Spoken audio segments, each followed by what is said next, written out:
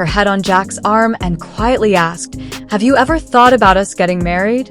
Jack, who was a staunch believer in not marrying, remained silent and turned his gaze elsewhere. Rose felt a chill in her heart and realized that she couldn't waste any more time in a relationship with no future, so she decisively broke up with him. When Jack learned that Rose was about to marry her boyfriend, his calm was immediately shattered. He quickly bought Rose's father's company and, as the boss, went to her family's house for dinner, coincidentally meeting Rose's fiancé. During the meal, Jack was cold to everyone but showed special care toward Rose. Rose's fiancé, recognizing Jack's status, warmly invited him to their wedding, causing Jack to choke on his drink. Jack excused himself and intentionally blocked Rose at the staircase, saying, "That man isn't right for you." Rose, however, thought he was just meddling. That night, Rose's fiancé introduced her to his friends, but Rose felt out of place in their social circle, so she made an excuse to step outside.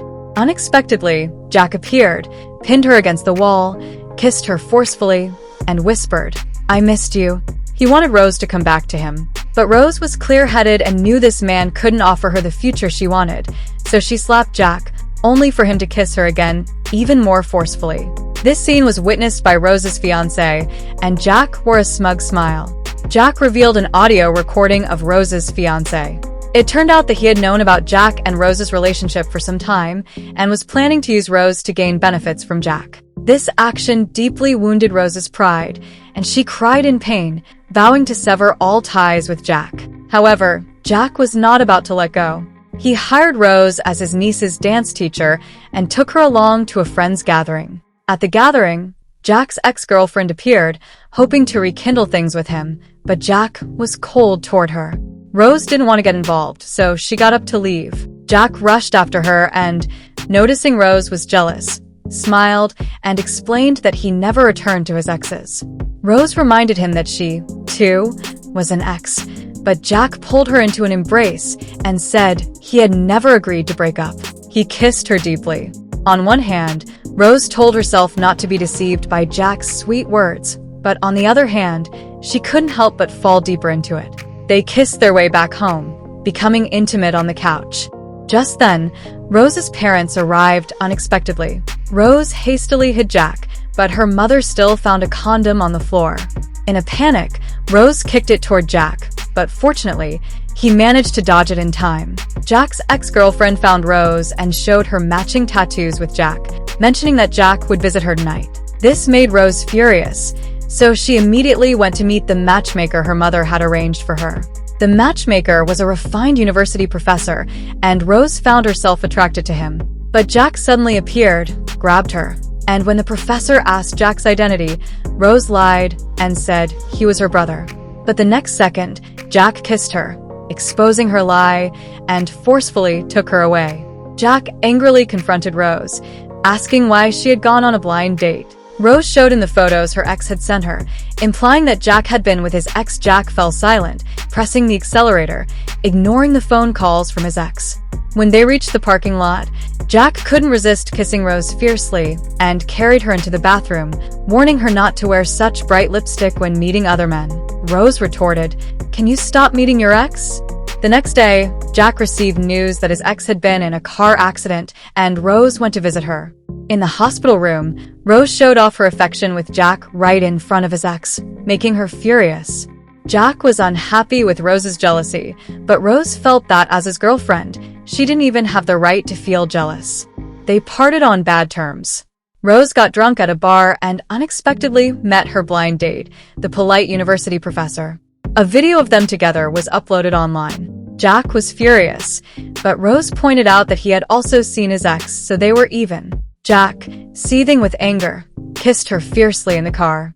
Just then, the professor sent Rose a message inviting her to his house. Jack, jealous, grabbed her phone and deleted the professor's contact. Rose's father praised Jack for his actions, as Jack had scolded his ex for being rude to Rose's father, which made Rose somewhat change her attitude toward him. However, the next moment, Jack sent a message telling Rose to come downstairs. She didn't want to get into the car, but Jack came down, picked her up, and took her back to his place. In front of Rose, Jack called his ex to announce he was cutting ties with her. Eventually, Jack gave in to Rose, making her a little happy. Jack asked her to repay him with her body, but Rose avoided his kiss. She wanted Jack to be her true boyfriend, not just a bed partner. Jack didn't agree, and Rose, feeling that he only needed a secret lover, while she wanted a normal relationship, proposed breaking up again. Jack warned her that if they broke up this time, it would be final. Rose left without looking back. Suddenly, Jack felt intense pain in his heart. He took out his medication, but it spilled all over the floor. It turned out his mother had committed suicide after his father's affair, leaving him with a huge psychological scar, which was why he rejected marriage. Meanwhile, the professor's mother saw a video of Rose with her son and mistakenly thought Rose was his girlfriend, so she planned to offer a generous dowry. Rose's mother met with the professor's mother and they hit it off, but the professor promised to explain things to his mother soon. However, they ran into Jack, who coldly ignored them. The professor asked Rose if she had broken up with Jack, and Rose nodded. The professor was overjoyed and hoped that she would pretend to be in a relationship with him to appease their parents. Rose agreed. After they dealt with their parents, Rose happily sent the professor off but was suddenly pulled into a hallway by Jack. Jack angrily questioned if she had already been sleeping with the professor and whether marriage or sleeping with him was next. Rose insisted it was none of his business. Jack threatened to teach the professor a lesson, which scared Rose. She hugged Jack and explained that their relationship wasn't what he thought.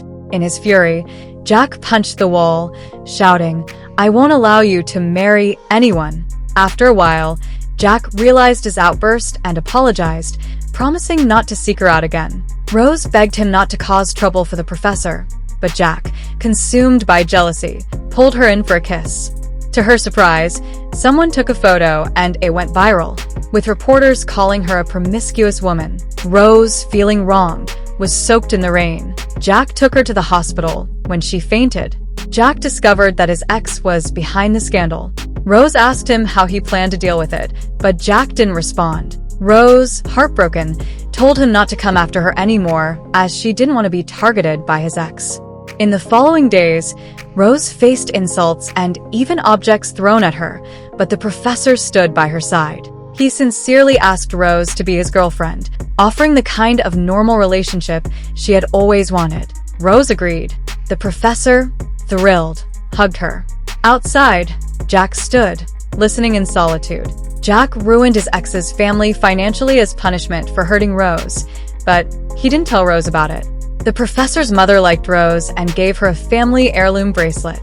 The considerate professor noticed Rose's stress and helped her refuse her mother's advances. Rose felt relaxed around him. Just when she thought she might marry him, Jack suddenly fainted, sending Rose into a panic. Jack had no family around, and his niece was abroad, so Rose had to take care of him. When Jack woke up and saw Rose by his side, he realized she still had feelings for him. He angrily demanded to know why she was still seeing other men. Rose felt it was a mistake to care for him and stormed out of the room, only to be stopped by a well-dressed woman, Jack's sister. Jack's sister knew of his love for Rose and scolded him severely when she learned that he had chased Rose away.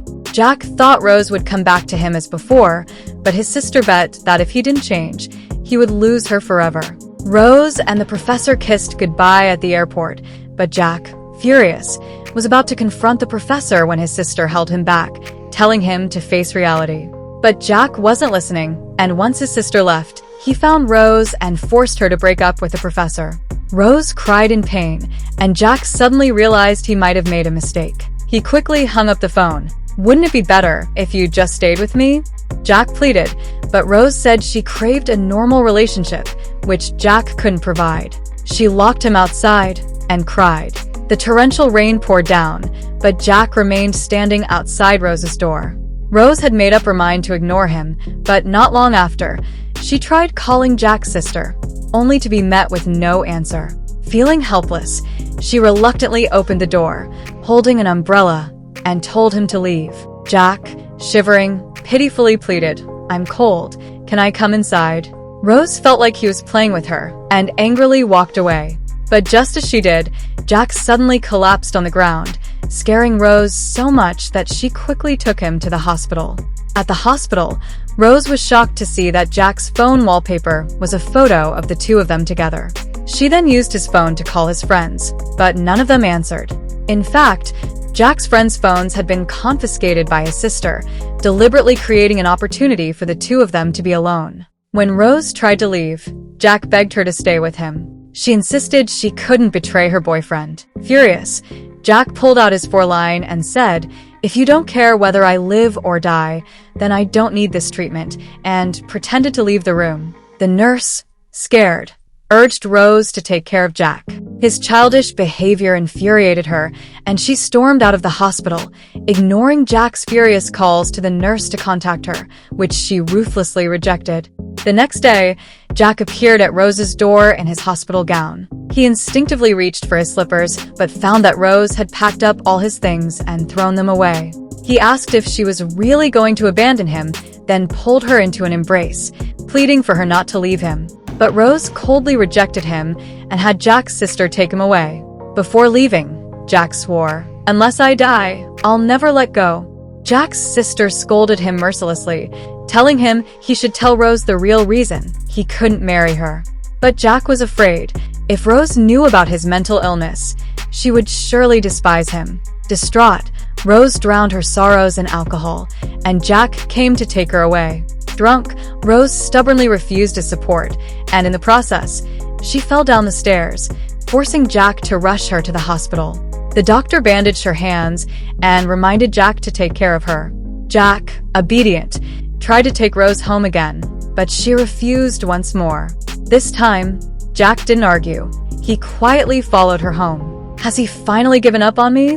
Rose wondered to herself, but she didn't feel as relieved as she had imagined. The next day, the professor, having heard about Rose's injury, drove for hours to visit her and even planned to cook for her. Rose was deeply touched. Just as they were about to kiss, Jack knocked on the door. He swaggered into Rose's house, and the professor, unfazed, openly showed affection for Rose in front of him. Rose suddenly felt sharp pain in her stomach, and Jack remembered it might be her time of the month. Before he could act, the professor quickly picked Rose up and took her to the bedroom, letting her escape the situation. Jack and the professor made a bet.